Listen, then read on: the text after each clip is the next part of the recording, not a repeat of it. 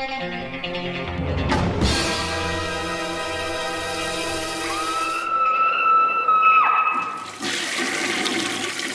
guys, we're at week 60 here. I have some reviews, obviously, and of course I have some corrections. For some reason, when I kept saying Deadly Daphne's Revenge, it's Deadly Daphne. Deadly Daphne. It's definitely Daphne. If you guys ever seen Bully, definitely Daphne.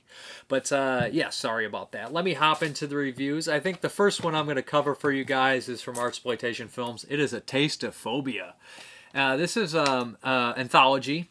And it's from Ozploitation. You know, they take movies from all around the world, all different kinds of movies, and cool stuff usually. This one has 14 different directors, has 14 shorts. They range in quality, of course. Some are from the UK, some are from like Italy and whatnot. Here's what I'm going to say about horror anthologies when they have a lot of different directors, a lot of different production teams, a lot of different cameramen and stuff like that. The quality is so different, and it shows, to be brutally honest. There's 14 shorts on here. How many register to my head that are worth watching? I would say about 3. And a lot of them aren't necessarily enjoyable. Some are well made, some are a little less. There's a couple in here. This is the Taste of Phobia. It all involves different phobias. It kind of reminds me of how the old low-budget anthologies, the collective would do, where they take 10 directors, each 10-minute segment, and they all have to follow a certain theme. One they did emotions, and this is kind of where this one's coming from. So we have ranging fear of virgins, fear of stars, fears of all sorts of things. The fear of virgin one is probably one of the better well-made on this disc. It involves a porno shoot, and it just gets really weird and bizarre. The fear of stars one is probably one of the most polished as well. It's hard to keep track of all 14 of these shorts, but there's fear of cooking, and like I said, these movies would all be serviceable on a YouTube station, just checking them out and say, oh, that's cool, but I don't think they're up to snuff when it comes to a lot of Ozploitation's other movies and whatnot. Like, I know some of the directors on here have done other movies that I've enjoyed and things like that. There's one called Fear of Poop, which is basically played for laughs. It's just gross and silly, and it's just stuff like that. Like, the tonally, they don't mix together, and it has one of the most terrible wraparounds I've ever seen in my life. If I see one more wraparound where it involves a VHS tape or somebody watching television and they all come together like that, I'm gonna lose. It's such a poor. There's no connectivity between them. It's just, hey, we threw these shorts together. You might as well just have them play back to back to back without the wraparound. Although the wraparound does somewhat incorporate gore at the end and strange things, it just doesn't feel like it makes much sense. And I feel sorry for the person that had to make the wraparound and tie all these together like that, because there's no other real way to do it. I think that if you're going to make an anthology, they should somehow correlate better than this. These don't really belong together. And the kind of, you can tell by the fear of what these real fears. Fear of, virgins, fear of stars. It's just some strange ideas in there. And those are the ones that stick out the best to me, because those ones are actually fairly well made. There's also fear of cooking, and some seem to be played for laughs. Some production, the production quality ranges completely in this. These are the things that stick out to me in this movie, is that, but there's also one with some pretty bad CGI and whatnot. It's just such a mixed bag, and I think that only 2 or 3 of them are worth their weight. The other ones just really aren't my typical thing. I'm sorry for being so negative right off the bat, and I know that a lot of people put effort into this, and it has a nice array of people from all around the world, and I appreciate that. It's just that I, for one, am not really a fan of anthologies unless they're going to be made by the same filmmakers or the same core group of people, or they feel like they come from the same place, if that makes any sense. I'm not big fan of ABCs of Death because it's such a mixed bag. You see 5 or 6 shorts you like, 10 you'll never remember, and 10 you despise. So that's kind of what I'm going at here. If you love shorts, then I would check it out. I wouldn't call this an anthology. I would call it just a bunch of shorts. That's A Taste of Phobia. Like I said, some of them are worth checking out, but there's some other ones that are pretty average to subpar on the disc.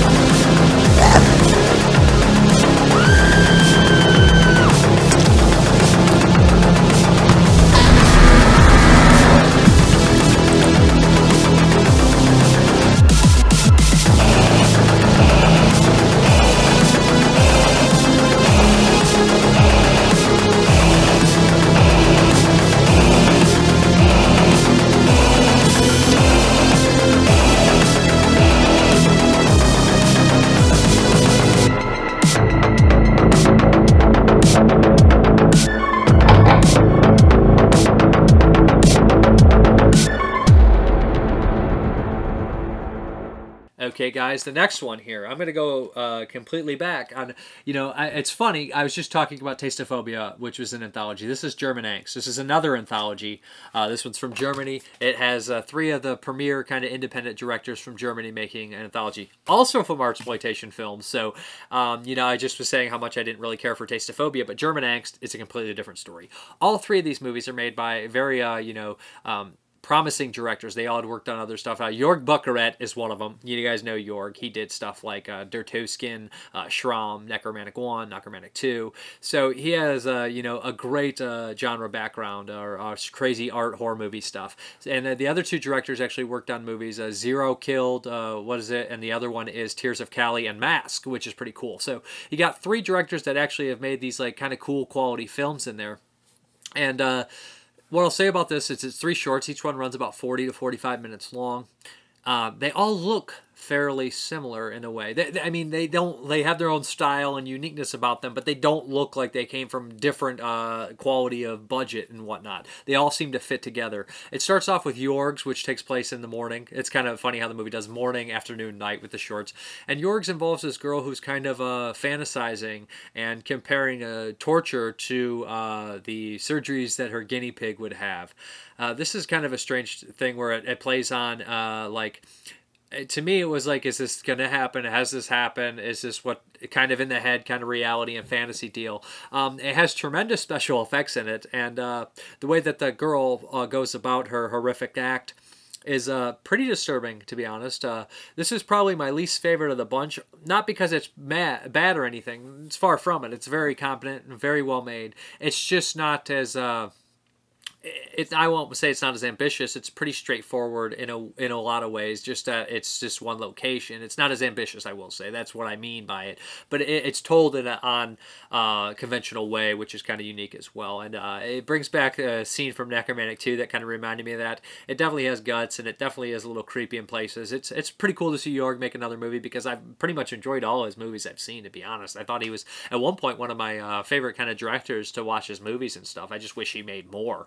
The next one is by the guy who did Zero Killed. And this is probably my favorite in an anthology. This involves this weird kind of little medallion from World War II. And it has these 2 this deaf couple that are going through this old hospital and kind of looking around. And they run into a pack of Nazis. And these guys are absolutely monsters. There's a group of 4 of them, and they feel like as ruthless as somebody like the Terminator gang. They're just monsters. There's 3 guys and a woman, and they these goons and bad guys in this gang are so well painted, and they all have their own little quirks and stuff. It does it really well, and this medallion that one of the girls has, she tells the story, or the boyfriend, where this medallion came from, is very unique. In World War II, you basically could switch souls with the attackers, so your soul would go in their body. And there's a brilliant flashback about with Nazi Germany and these poor Polish people that get killed, and it reflects what's happening in the current timeline where these Nazis start to beat these deaf people. And of course, the bodies switch to a certain extent, and one's is mute, I should say mute, sorry, and they can't speak. So that's what happens here. I have to give it out to the. It's pretty brutal too. Some of the torture is actually really cringeworthy. There's a thing with a chair and hands, and I never seen that before, and oh man. And the character played by Jens, that is one of the best performances I've seen in a long time from an independent actor. All the actors in this one are top-notch. In fact, in Jorg's, they were all good, too. There's no bad acting, weak spots in this movie at all. The acting's really good. And Jens is tremendous in this movie. His the actor who plays him, he actually is the one who switched. So not only does he play this, this big, mean, evil, sadistic Nazi, but he also plays this guy who's become switched bodies, and now he both the actors, he switched bodies and he's somebody else inside this body, and he's kind of trying to figure out how to speak, and he doesn't know what's going on, and it's just a great performance. And he has this monologue at the end, and you see the tears in his eyes, and you see his warped sensibilities. It's a really good short, and I think that at the end of the short, I was like, oh my god, that's so cruel, that I was just shocked by their cruelty, to be honest. But And the first one seems cruel too. This whole movie is cruel, but that is by far the best short in there. I thought it was tremendous. The last short is made by the guy who made Mask, who Mask was a pretty cool kind of Neo Giallo, made in Germany, of course. But yeah, that's pretty cool. And this one is the most ambitious. This is a big movie, man. This is a crazy movie involving sex and cult and going down a rabbit hole and going too far.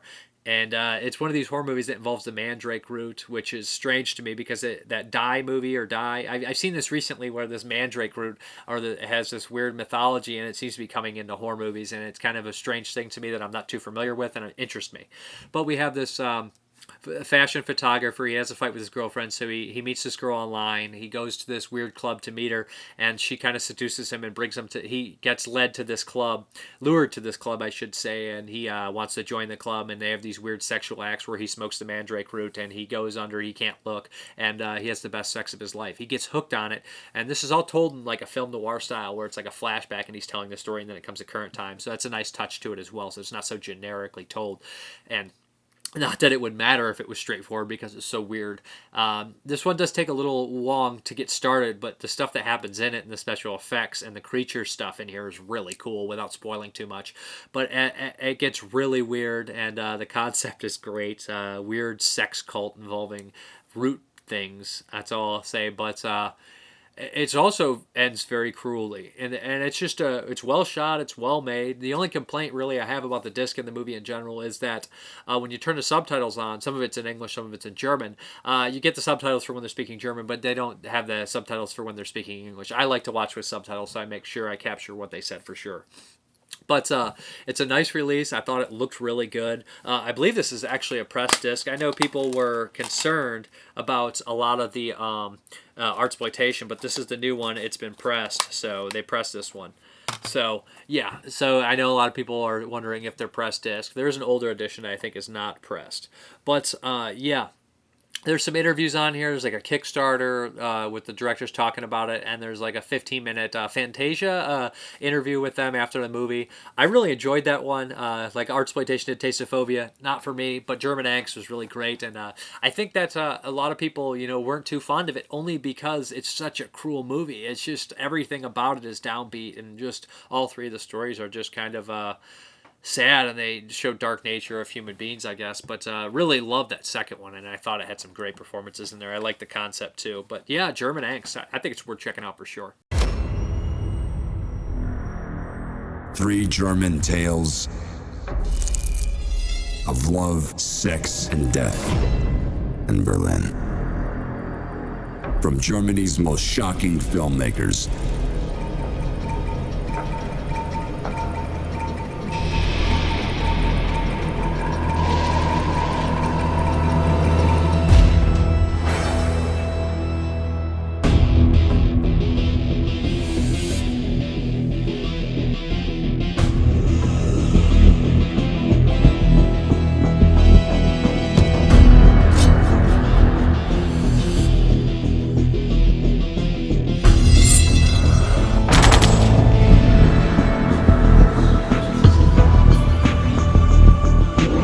mysterious erotic club, a dangerous drug to fire your passion beyond imagination. A senseless, brutal crime, the violence of history repeating itself. Unforgettable pain and suffering. A girl awakes, no longer a victim. She will have her revenge. Merciless.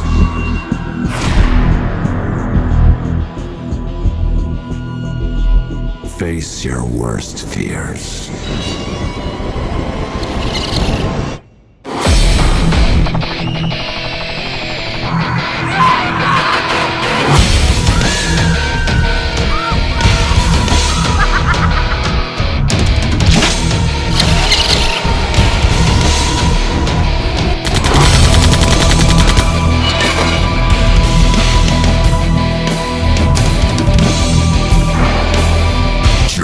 Angst.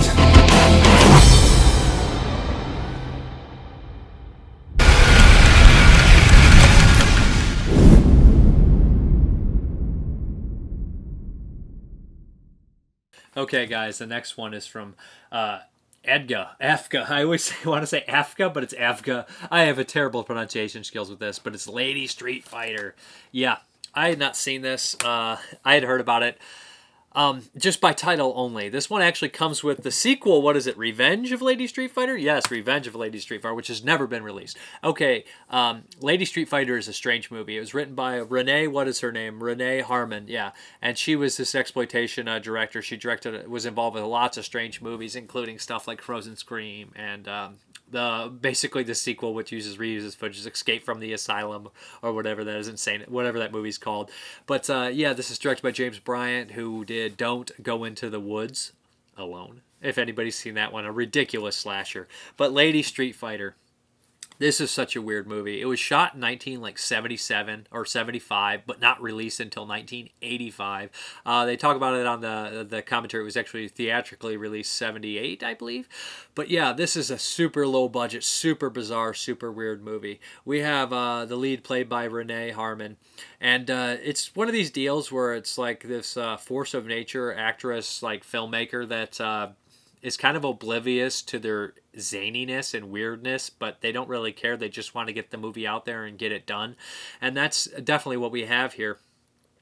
The main character's sister is killed, and she goes after the guys who did it. And that's pretty much all I can comprehend from the movie. There's some sort of cop that's infiltrating there as well, and you don't know if he's on her side or against her.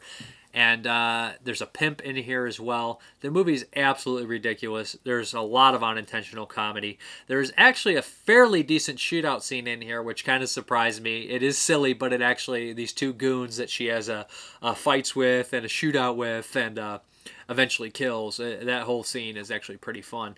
But I never usually laugh at these movies this much. Usually I'm like, okay, this is dumb, this is stupid, and everybody's laughing at it. But there's a genuinely brilliant moment in this movie that actually had me almost in tears. I'm going to spoil a bit here, but you got to hear it to just understand what happens here. One of the goons goes over in a car, and so the audience understands what's happening is you hear him scream, "I can't move my legs. I can't move my legs." It's got to be 80 yard. "There's gas everywhere. There's gas everywhere." And they keep saying it, and they show him, and he's just an absolutely ridiculous guy.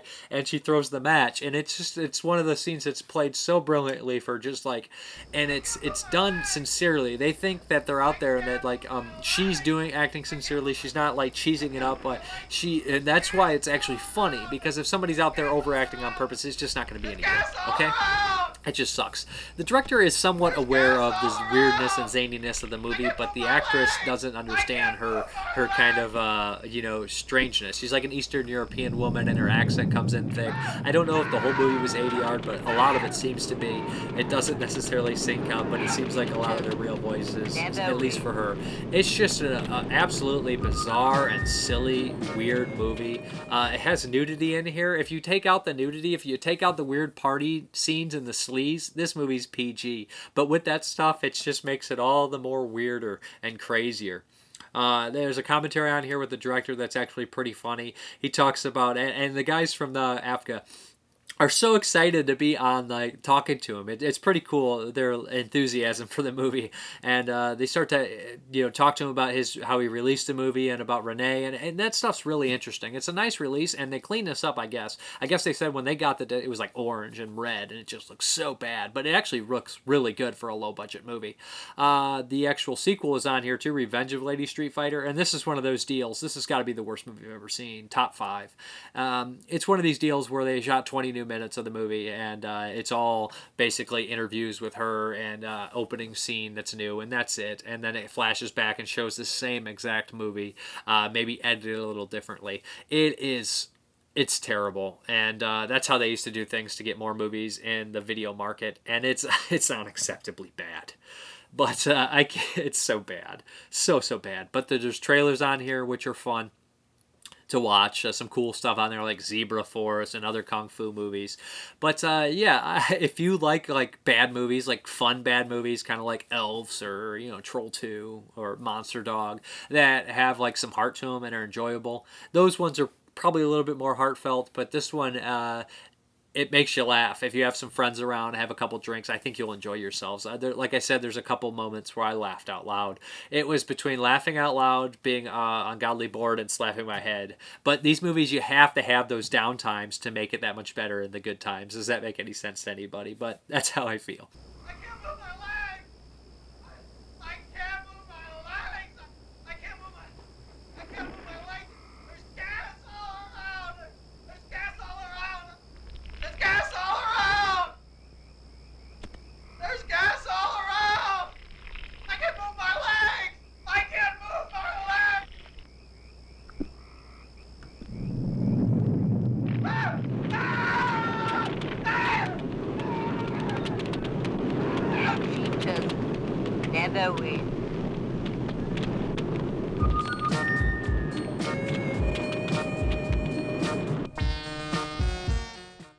Okay, the next one I watched on Vudu. I hadn't seen it in years. I think it was made 97, 98, and it stars Kurt Russell, one of the greatest of all time, and it is Breakdown. I saw this when it came out, like I said.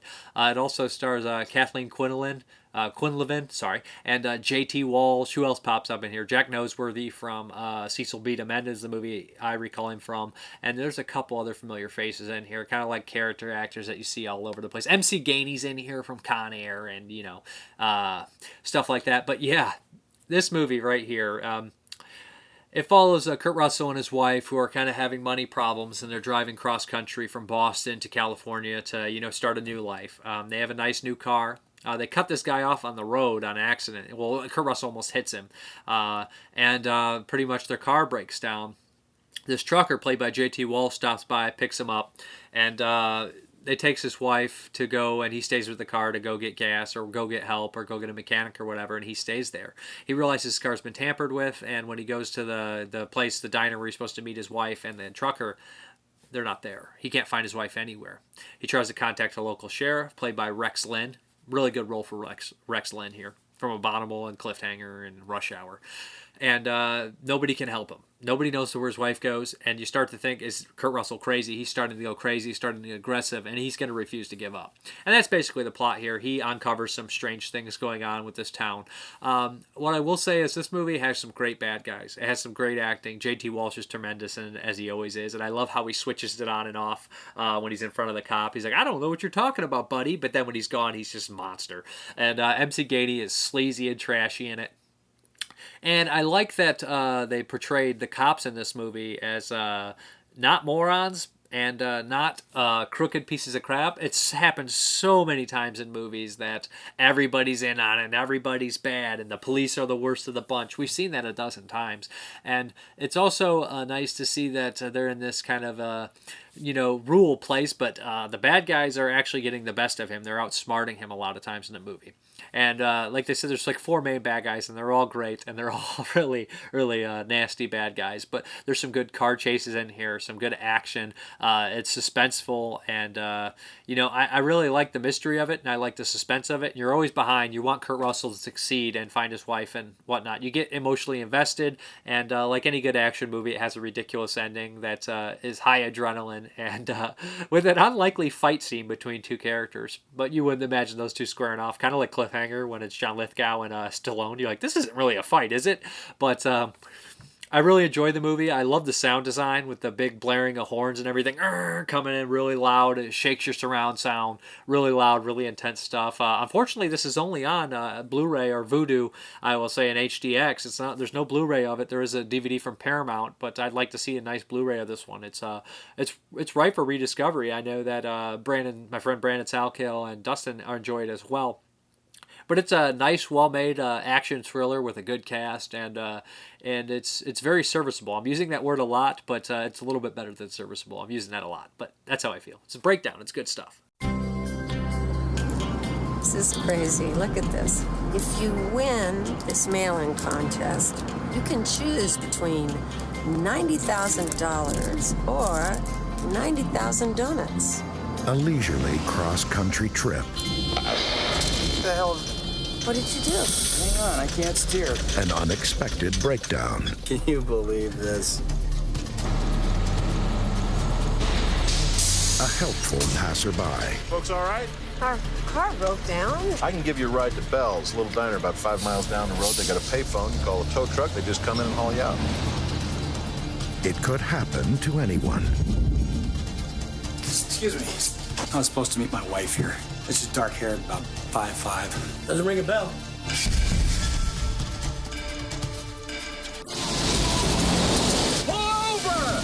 Now an ordinary man Listen, I'm looking for my wife. Look, I don't know how to tell you this, but I've never seen you before in my life. has an unbelievable story. It was him. It was this truck. The police are doubtful. I searched the truck. No sign of a struggle. The locals are suspicious. You know, there's over 100,000 people go missing in this country every year, all vanishing without a trace. But he's not worried about the ones who think he's crazy. My wife did not leave me. He's worried about the ones who know he's telling the truth. You the fella looking for his wife? I saw what happened. We're gonna be watching you. When do I see my wife? So Jeff should start walking. Get down on the ground! Police just one's in on it. What do you want? Kurt Russell. You better pray she's alive. Breakdown. Where is she?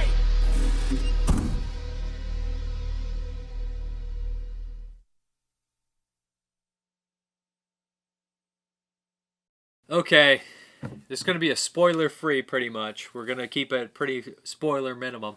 We saw Hereditary in theaters, and yeah, had a lot of buzz, so I wanted to check it out. It's from A24. A24 does a lot of these kind of like, I'd say artistic, kind of medium-budget movies, and I like to go see those movies when I can because there's not that many of those kind of movies being made.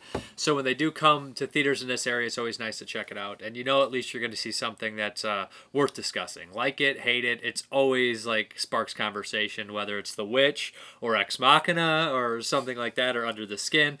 But Hereditary, this is a weird one as well. It comes from those movies where it is mostly a dark family drama. And a lot of times, if they would cut out certain things, it wouldn't even be a horror movie. It wouldn't be supernatural. And it's one of these deals like it comes at night where everything's shot like a horror movie. Necessarily doesn't feel like the plot descriptions at first don't feel like a horror movie. This one actually does kind of go into a horror territory without spoiling too much. This is a strange movie. The title Hereditary, you know immediately that it's going to involve family lineage and things being passed on. It follows a story of I wouldn't say normal family at all. There's four of them, mother, father, two kids, male and a female. The boy is played by the kid from My Friend Dahmer, which is nice to see him getting work because he's pretty good in that movie. The daughter is this little girl named Charlie, and she seems to have like some sort of mental defect. She's not all there. She's very, very strange. Great performance by her. And then we have the parents. I can't remember the woman's name who plays her, but she's pretty good in it, and Gabrielle Byrne plays the father. How do we go about this movie explaining it without spoiling anything about it? Can we just trash talk Ex Machina? No. Okay. Let's see. How did you feel about Hereditary? Let's go that way, without spoiling too much. Without spoiling too much, I liked Anything. the first half. I thought the first half was a phenomenal movie. I think the first half's a 10 out of 10. Yeah. The second half I'm iffy on. I don't know how I feel. I have to rewatch it. 5 out of 10? No. Lower, higher? It's super well made and unique. But I will say this, the movie is so dark and serious, although there is moments of comedy, only because it's so, not stupid, but messed up that you're just like nervously laughing. And the father's reactions to the whole thing, because he's almost stuck in this horribly crazy, weird place with all these people. And he's trying to keep his things together, and tragedy after tragedy keeps happening. So his responses a lot are comedic, only because you put yourself in his situation unless you are crazy. You know what I mean? But that kind of stuff, but a lot of it's so dark that when the movie takes the turn, it's almost a little too ridiculous, and it takes it so seriously that you're like, that is almost too bizarre for this movie. I would say that without spoiling anything, it took a direction I didn't think it was going to take. I wanted to go a different way, and it didn't go the way I wanted it to.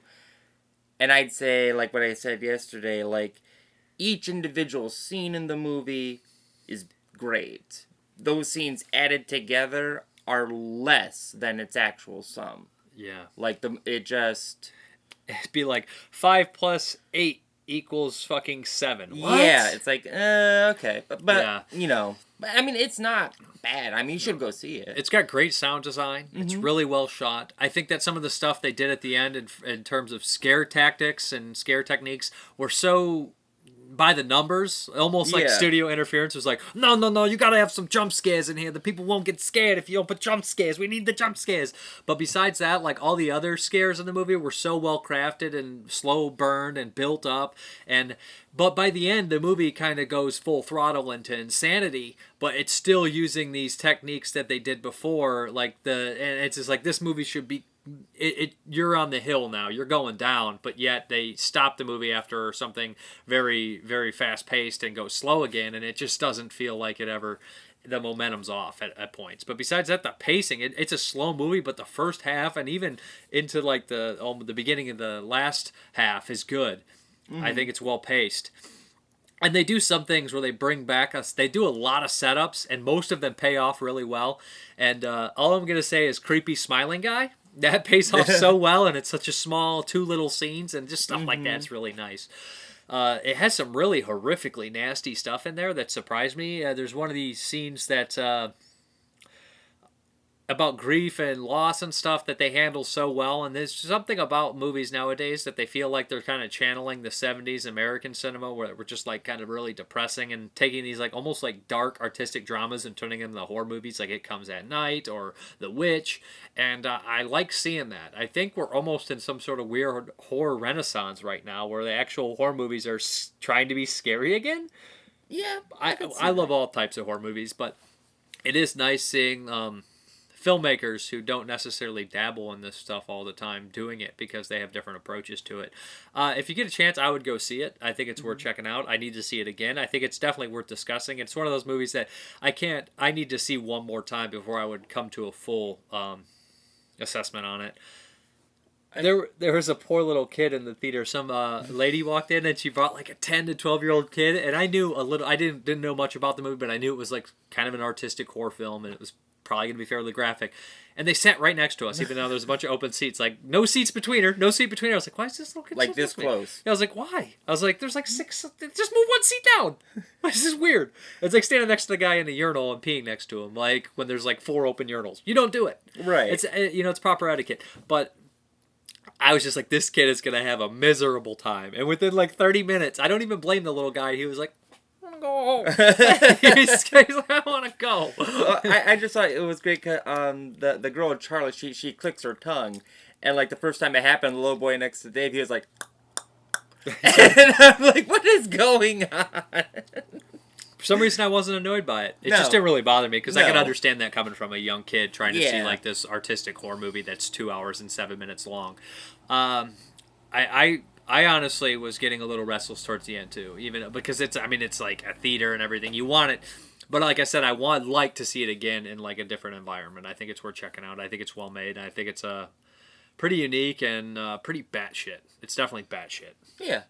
And I don't know if it's an amazing thing to take something so batshit and approach it so seriously. It's refreshing in a way, but also a little too stupid at times to me, and I need to see it again before I can fully grasp if I loved it. I don't hate it at all, if I loved it or just liked it. I liked it. It gave me a Lords of Salem vibe. It's one of those things where I'm like, okay, I'll appreciate it. But there's a couple scenes in this movie that are better than anything I've seen in a very long time. Not as good as Meg Foster, but yeah, you're right. And they also play with miniatures lovely. They do. And that's where I love that kind of deal. I would say that's the standout. The miniatures in this movie are amazing. Yeah. It's pretty cool stuff. Yeah.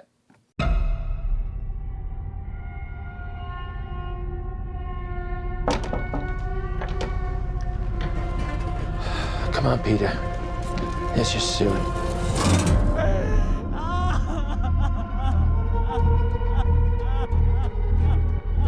It's heartening to see so many strange new faces here today. I know my mom would be very touched and probably a little suspicious. My mother was a very secretive and private woman. It's Grandma. You know you were her favorite, right? Even when you were a little baby, she wouldn't let me feed you because she needed to feed you. She was a very difficult woman, which maybe explains me. I recognize you from your mother. What? Sometimes I swear I can feel them in the room. Oh my God! What's that? She isn't gone.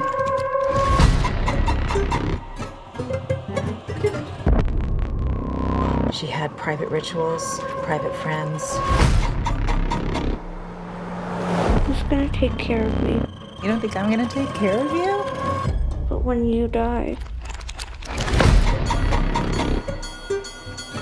And she wasn't altogether there.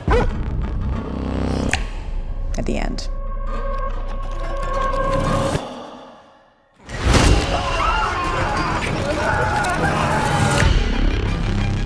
Mom? I don't like this. Dad, I don't like this. What's happening? Peter! Don't you ever raise your voice at me! I am your mother! Please stop! Mom, what's happening?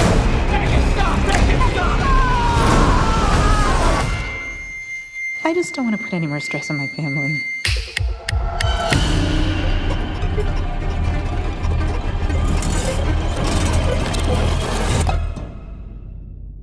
Okay, guys, the next one here is from 1987, and it stars Burt Reynolds and Malone. I saw this trailer on the Man on Fire disc. It's from Kino Lorber, and I was like, I want to see that. Burt Reynolds looks tough. Burt Reynolds killing people, yada, yada, yada. Why not? This is like older Burt Reynolds. This isn't super young Burt Reynolds. So, yeah. This movie follows this retired special agent who is an assassin who kills bad guys. He doesn't want to do it anymore. And while driving cross country, his car breaks down. He ends up in a small town where there's this weird kind of organization that's like a white supremacist group. I don't know if they're white supremacists, but it reminds me of Avenging Force, that kind of deal where they are white supremacists. But Cliff Robertson from the great Northfield, Minnesota raid is running this kind of group that is like a military conservative group that have like senators and everybody in places and stuff. And he sees Burt Reynolds come through town, and he, it's great is Burt Reynolds doesn't want nothing to do with this. He doesn't care. He just wants to go through. He gets involved with Scott Wilson and his daughter, who's a mechanic trying to fix his car, and they think he's there to assassinate him, so they start trouble. That's pretty much the plot of the movie. Some action ensues, some decent stuff. Burt Reynolds is likable as always, and there's some cool things in here. Scott Wilson's solid. You see Tracy Walter playing a goon. That's Bob the Goon from Batman. He's also in The Hunter, The Hunter with Steve McQueen, and a slew of other stuff, Young Guns too. But yeah, that's pretty much the plot of the movie. Did you like this one? I imagine the word you like, it's serviceable as hell. Serviceable is the direct term for this. It's good. It's solid. Yeah, it's alright. I enjoy it. I think it's a lot of fun. I don't think it's the best movie ever, but it's not supposed to be. This is a movie you'd catch on TNT or USA. Yeah. And you're like, that's a fun movie. And there's a couple things that stand out for it to me. First of all, when people get shot, they almost explode. The squibs are ridiculous. Burt Reynolds is not indestructible either in this movie, which I liked. There's a young girl in the movie, and they seem to have some sort of relationship where she kind of is infatuated with him in a small town. And instead of being a creepable about it, Burt Reynolds seems more like a father figure to extent more than a sexual presence, which I enjoyed because Burt Reynolds is like 50 in this, and she's like 20. And it's so much better to do it that way on here. And they also have this weird agency angle about sending the agents after him, which I don't know if I love that enough. Cliff Robertson's actually pretty decent in here as the creep bad guy at the end. He's the final villain, yeah, right? He's pretty good. He's you pretty know solid. Who he He's reminded perfect. me of? He's perfect for that role. What was that movie? And it was the same guy that was in that Robot Teacher movie. Oh, you're talking about Class of 1999? Class of 1999, but a different movie where the Patrick Kilpatrick, or which teacher? No, the John P. Ryan. John Avenging P. Ryan. Force. Avenging Force. I told you that earlier. It's it's exactly Avenging Force. Yeah. Is this group, but they're not as cartoonish or extreme, and they don't have they're like I'm good at this, I'm good at that. But Tracy Walter and his brother in this movie are so sleazy, and there's great stuff in here about Burt Reynolds. Like these small town guys are trying to give him trouble. They work for Cliff Robertson indirectly. And Bert gives this guy every chance in the book, and this is exactly how I like my heroes. The kind of, I won't attack first, I'll give you every chance in the book to walk away, but if you don't, and you provoke me, and you actually cross that line, I'm going to go at you tenfold. That's how your hero should be. That's how I always liked them. It's, I don't attack first, you attack first, I attack 10 times harder. And Bert does that, and it's a great scene. But like I said, the squibs go off. They're huge. I like that they take those little touches in where Burt Reynolds isn't here for some top secret assassination attempt or some top secret fucking infantry thing. He's just there, and he's caught up in the wrong place, the wrong time, and he's actually, you know, just he doesn't want to be involved with this at all, but he's basically sucked into it. Well, the movie opens up that he is like a sniper, like he's a spy, an he's agent. an assassin who's tired of it. He's just right, and he quits. He's getting too old for this shit. Yeah, he leaves the agency, and everyone's like, if you leave, you'll die, and yada yada yada. And so he literally is just living his own life, and his car breaks down, and like shit hits the fan, and then he has to kill a bunch of guys. And then he does, and it's like it's enjoyable. I think it's 2 or 3 different movies. I don't. I mean, it's very typical for the kind of deal. But if you like this stuff, which I do, I would join it. I recommend, because I enjoyed it. I would recommend checking it out. It's worth a watch. You get it for $10 to $15. Go for it. It's not for me, but maybe other people will like it. Everybody will like it. I'm just a jerk. It's definitely that movie that you caught on TNT or USA and just watched all the way through and were like, that was cool. I've probably seen the ending 20 times on USA or TNT and just never bothered to watch the whole thing.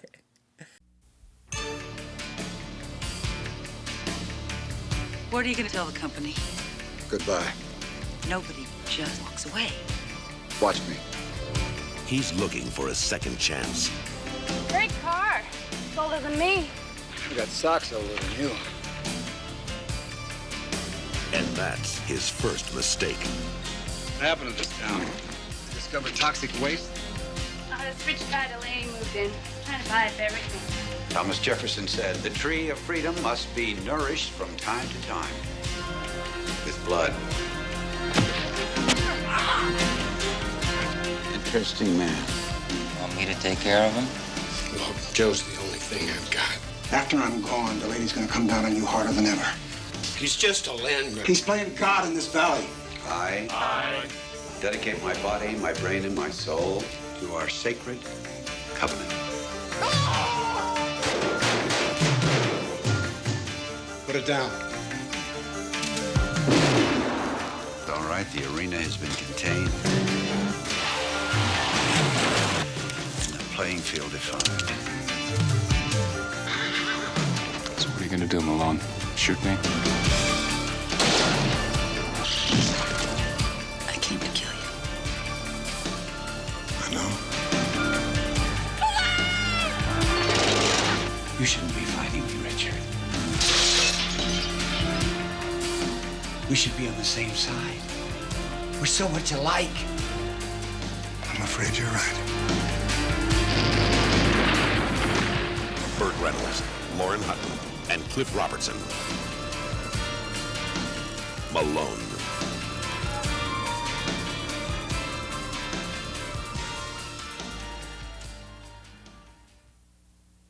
Okay, the VHS Voyage this week is, I only have a bootleg, the Channler.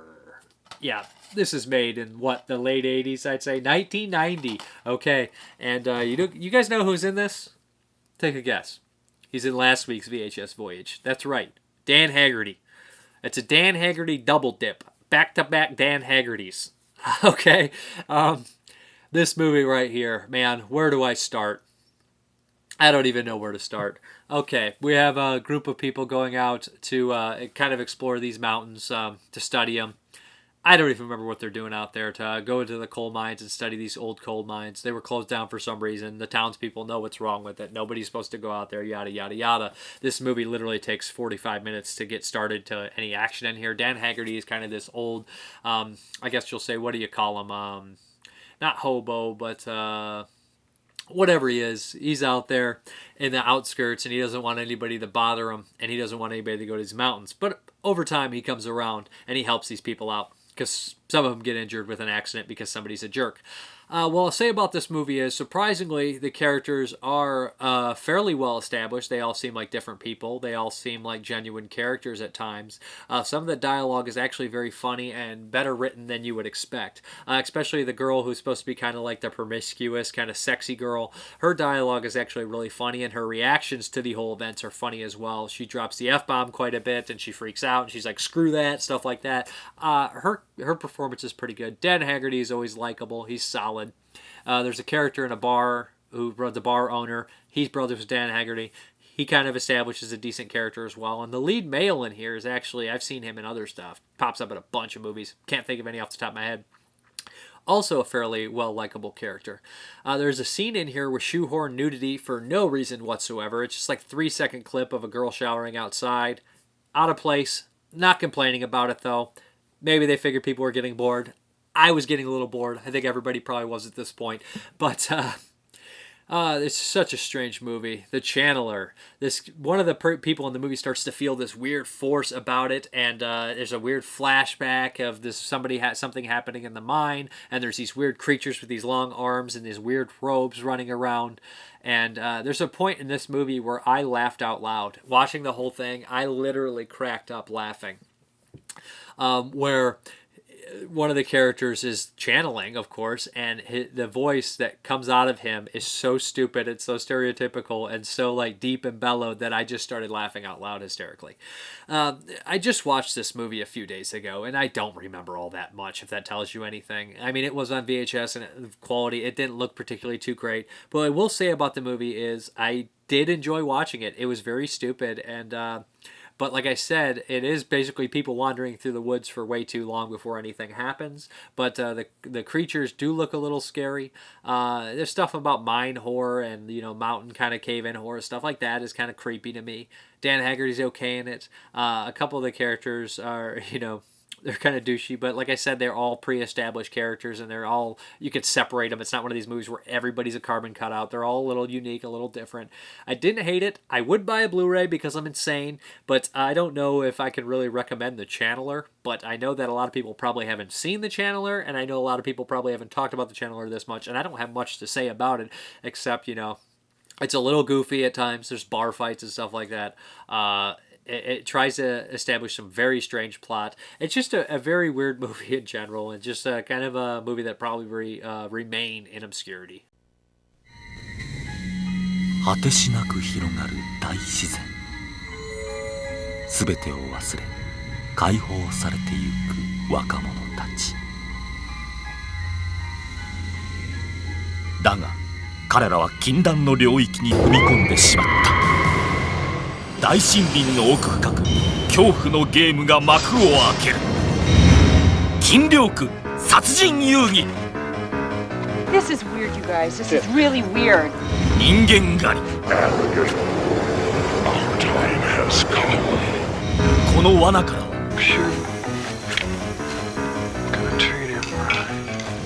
もう誰も逃げられない。襲いかかる謎の邪教集団、原生林を舞台に繰り広げられる壮絶な戦い。エロス、サスペンス、アクション、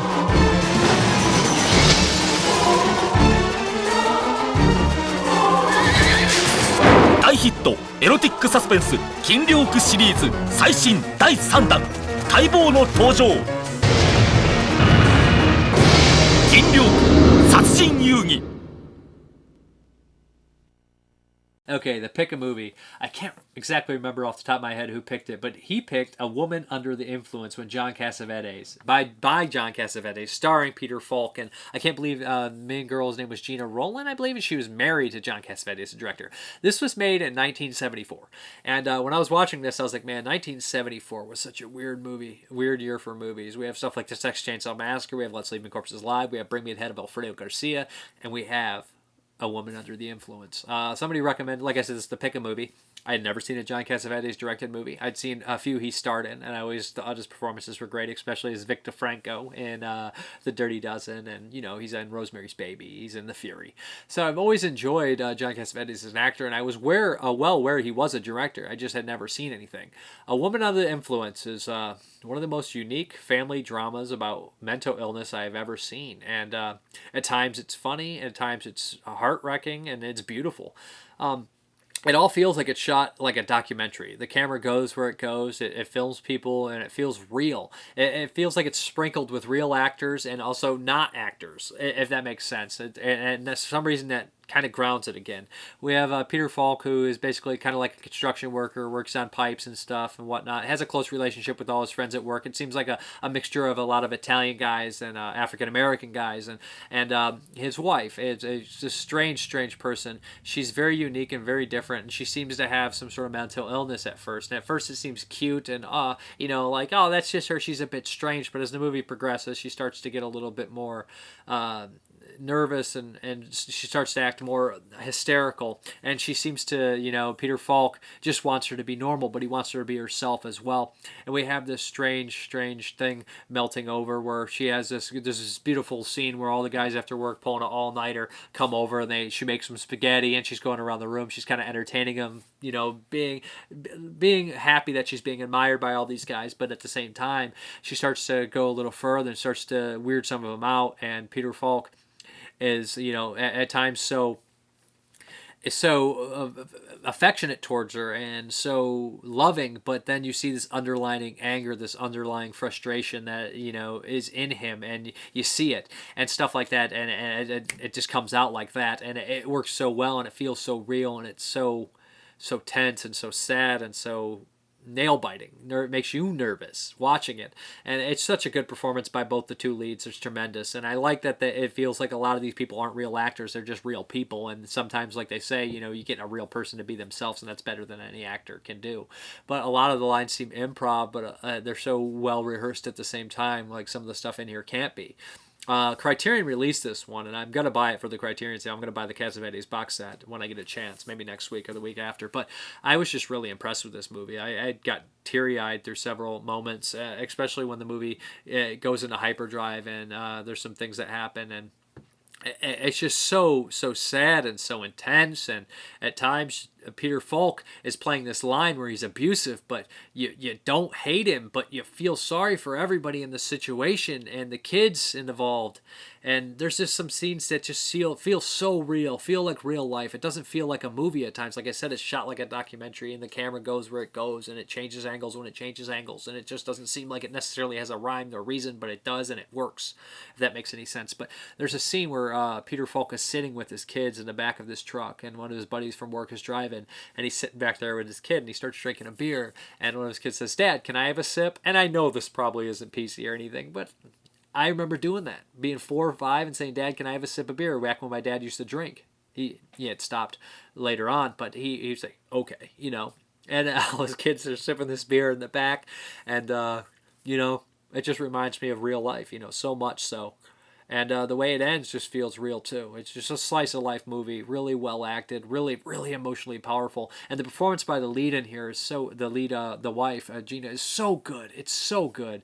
It's one of those things where her mannerisms are so perfect and so dead on that it's just almost like she can't be acting. It's just, this is 2 of the best performances I've ever seen in a movie. She probably should have won an Academy Award for this role, man. It's one of the best, and I'm really glad somebody picked this one for me. It's so many good movies out there. I don't have so much time, so I really love this pick a movie. People are picking lots of cool things for me, but this is highly recommended. You can see it on Filmstruck. I've had a lot of problems getting Filmstruck to work on any system, including a Fire Stick, including the computer, including a Roku. It just doesn't, an Android phone. It just does not work too well, to be honest. They have all the best movies in the world, but they don't have anything that their system is not particularly great right now. But yeah, just a wonderful movie. There's actually some interviews on the disc that you can watch on Filmstruck too, about people talking about why they like the movie so much, and interviews with old audio interview with John Cassavetes, which is unique, and interview with Peter Falk and the lead actress, and they talk about working with John Cassavetes, and it's a really nice movie, to be honest. Nice seems like nice interviews into, and it's really a heartfelt, great movie that you got to see to believe. It's great. This is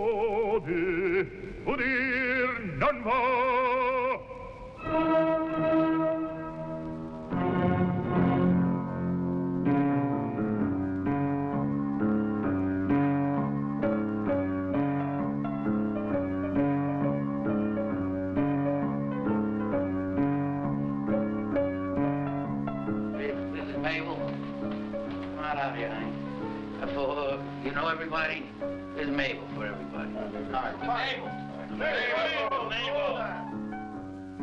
Mabel's not crazy. She's unusual. Tell me what you want me to be, how you want me to be. I can be that. I can be anything. You tell me, Nicky. Mabel's a delicate, sensitive woman. And the reason I'm worried is that you've been acting a little strange. I wonder if you've been aware of that or not. This is what I call a really handsome face. That's enough. Okay, come on, let's dance. No. Look at this muscle. I That's never enough. saw such muscles. I bet he didn't fit in his suit. Mabel, Come on. you had your fun, it's enough. Vito Grimaldi. Get your ass down!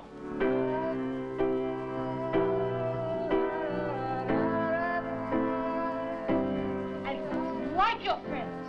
I know it.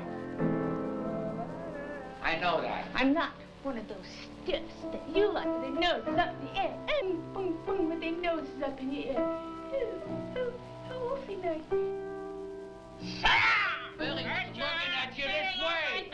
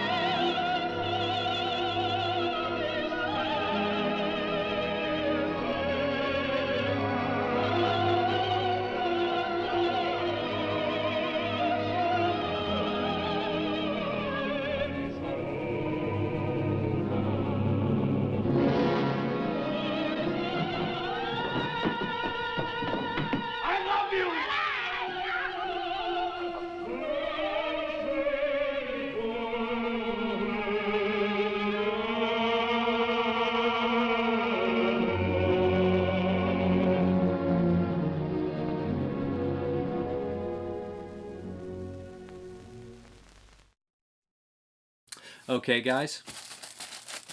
I'm going to pick the movie. If you ever want me to pick a movie or something, you'll be entered in the bag. I'll draw your name, and whatever, you can enter on YouTube or Screamy Toilet or send me a Facebook message, whatever you want to do. But your name will stay in the hat until you're drawn. So if you don't get drawn, don't re-enter. You only get one entry. We got Tim Haynes. Finally, I know he's been in that hat for a long time. Timothy Haynes. He always comments. Nice guy. So let me know what you want me to review. I remember you wanted me to review Beyond the Valley of the Dolls. I remember. I don't know if that's changed or not. Okay, let's go into the Q&A. Nick Moore. Excellent authors aren't necessarily good screenwriters. There are exceptions. I like the screenplays done by Stephen King, i.e. Sleepwalker, Storm of the Century. What's your opinion? And I have to ask, how do you feel about the King-McGarris version of The Shining? Yeah, I guess you're right. I guess William Peter Blatty will come to mind. I know that he wrote some books, but did he write the screenplay for Exorcist? I know that had to be a tremendous screenplay. And he did direct The Ninth Configuration, which I love. A lot of people think it has problems, but I thought it was great. So I'm not necessarily sure. And Stephen King is a little hit and miss. I love Maximum Overdrive. I love Sleepwalkers. Never saw Storm of the Century. And I know like Maximum Overdrive's like a guilty pleasure because in reality that movie makes absolutely no sense. So I'm not really sure about that. It's really hard to determine. It's all basis on, I can't think of any like authors that went out and wrote a book that was just wrote a screenplay that was absolute trash. I have to ask you, how do you feel about the King McGarris? I never watched that version. I like McGarris's earlier stuff like Psycho 4, Critters 2, and like Sleepwalkers. But like even The Stand has some great moments. But as it progressed, I saw some of his later stuff, and it just never really interested me. Of all the Blu-ray release companies, which is your absolute favorite and why? Too hard to pick. I have so many favorites. I love them all for different reasons. But I buy a lot of... There's like 5. I'll give you 5. Arrow, in no particular order. Arrow Video, Vinegar Syndrome, Severin, Kino, and I love Code Red because they release some of the craziest stuff. So it's either Code Red or Synapse. I gave you 6. I can't pick. It's just too hard. Horror director Christopher Smith once said that many horror film. This is strangely put. Many horror films fail because the actors are too young, not seasoned enough. Possible you should go with actors who are already done some work. Do you agree? To a certain extent, yes. I do agree. You should probably sprinkle it in with 80-20.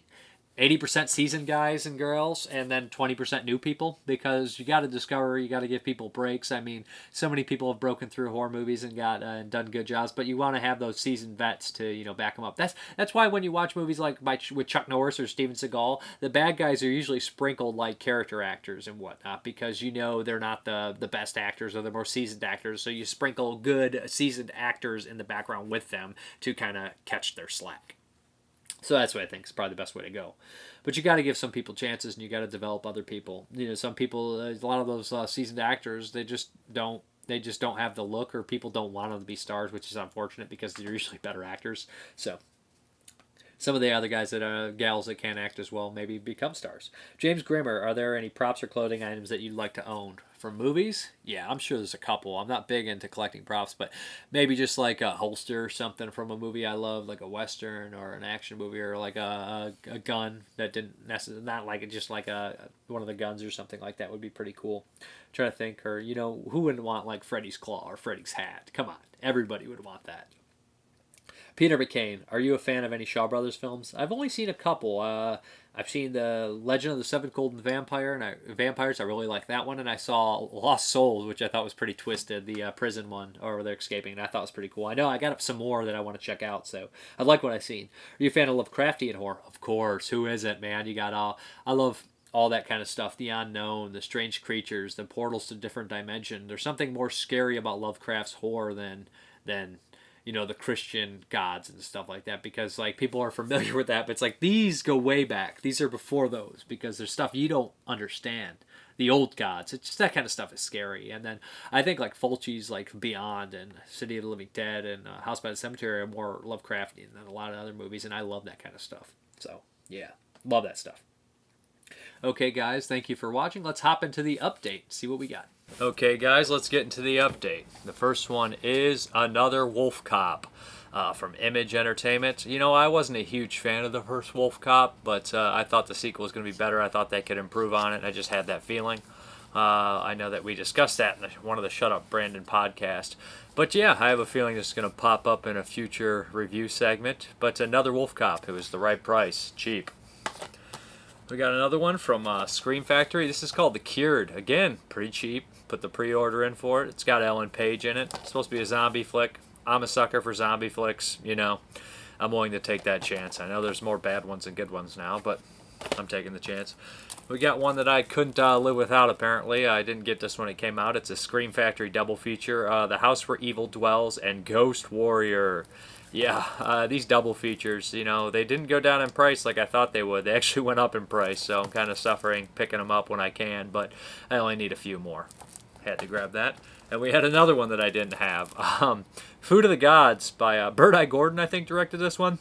I hadn't seen this one in a while. I did a Rat Week. Some of the videos got taken down, but it was in there. Yeah, it has Ralph Meeker. It's been a while, based on the H.G. Wells story. And, of course, Frogs, which I haven't watched in years. Sam Elliott. I know that as a kid, Frogs was one of those movies I always rented because it was PG. My mom was like, yeah, you can rent that. And I'd go in the horse section, very young, rented Frogs. Probably tried to watch the thing 100 times. It always moved like molasses when I was a kid, but the cover always intrigued me. I don't remember a damn thing, to be honest. We got The Beastmaster. This is an Umbrella release. Yeah, from Don Coscarelli. I've never actually seen this the whole way through, or if I have, I don't remember a damn thing. I always caught it on TV. I know Rip Thorne's the bad guy. John Amos is in it. So, yeah, I like what Umbrella does. They put some good stuff out. Then we have, you know, I realized I'm buying these Conan rip-offs. I don't even have Conan the Barbarian by John Milius on Blu-ray. So I picked up Conan the Barbarian and Conan the Destroyer together. Conan the Barbarian's great. Arnold Schwarzenegger, the man. This is both of them. Conan the Destroyer, not so great. I'll leave it at that. But yeah, check out the Conan movies again. Haven't been a while. Then we got from Code Red, this came finally, Devilfish by Lamberto Bava, a.k.a. Monster Shark. I have a soft spot for this one. Reviewed this one years back in my Italian Jaws ripoffs. It's a fun movie. It's been a while since I've watched it, but had to have the Blu-ray. Buy any Italian horror when it comes out on Blu-ray eventually. Then we got my Severin sale. I bought this because it was $5 and it was one of the only Severin Blu-rays I needed. This is not something I typically would enjoy, but Birdemic, Shock and Terror. For $5 to complete my Severin, yeah, I did it.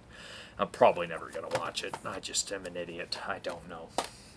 And then we have Devolved, which I picked up again. Was pretty cheap. Was one of the only ones I needed on Blu-ray from Severin. I try to collect all the Blu-rays from a lot of the labels I love, and Severin is one of them. I don't know much about this movie, but, you know, if it's Severin, it can't be all that bad. I know it's not Birdemic bad. Then we have Return of the Kung Fu trailers. Not watched the first one yet, but I picked up the second one anyways. I'm not big on the trailer compilations. I love watching like 10 trailers at a time, and then after that, I get bored. Loose Screws, Screwballs Part 2. Again, one of the only ones I needed from Severin. Not seen this movie, to be honest. I don't know if I've even seen the first Loose Screws, but I had it. So I had to get the sequel. What else do we got here? Shopping with Jude Law. I've not actually seen this. This is a Paul Anderson movie. The guy who did Event Horizon and Mortal Kombat and Alien vs. Predator. So not the best track record. I do like Event Horizon. But yeah, this is Shopping. I'm sure that his earlier films, like Event Horizon, are much better than his later films. That seems to go, a lot of these directors are like that.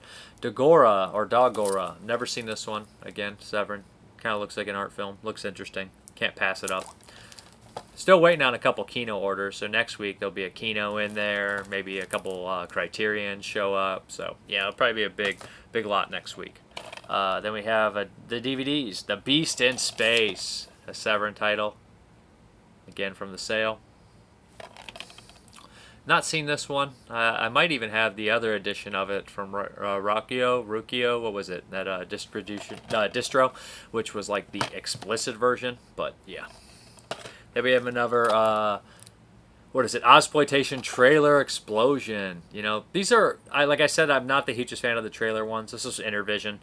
But, again, these give you some idea on what to look for and what to buy if you're out of ideas. And, you know, I love watching a trailer here and there. But like I said, two hours of trailers is just a lot. They're good to put on the background and just keep going if you're doing something.